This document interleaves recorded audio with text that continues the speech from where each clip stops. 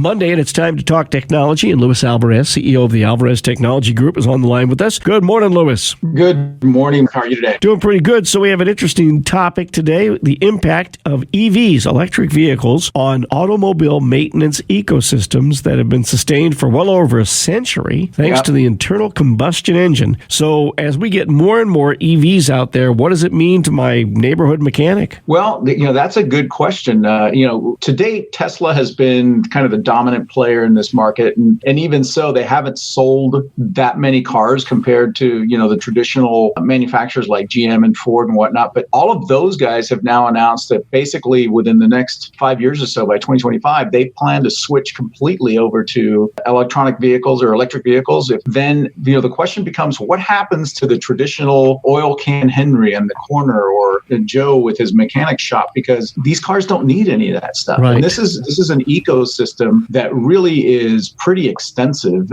and is a multi-billion-dollar contributor to our economy. What happens when all those mechanics aren't needed anymore? Right. Because electric vehicles, as we know, they don't have engines, so you don't need oil changes. You don't need a lot of the stuff that typically do when you go in and have your car checked out. For example, electronic vehicles use regenerative braking, right? So that means that they don't wear out their brake pads so much. And so like a Toyota Prius, it can go up to 100,000 miles without having to replace their brake pads, which a traditional internal combustion engine car couldn't even come close to. So you have those factors. But then on the other hand, there are some new industries that might arise from this plethora of EVs on the roadways. Well, if I had to make a prediction on it, I think it'll be very disruptive for the maintenance industry. But I think a lot of the smaller players, like your neighborhood mechanics, they're going to figure out ways to stay in business because they tend to have a lower operating overhead than like oil can Henrys and Jiffy Lubes and people like that. And they will end up, specializing in internal combustion engine cars that people want to hold on to. But I think that those oil changing places that can only survive because they have a very thin profit margin and they have to roll a lot of cars through there. When was the last time we went to Blockbuster Video?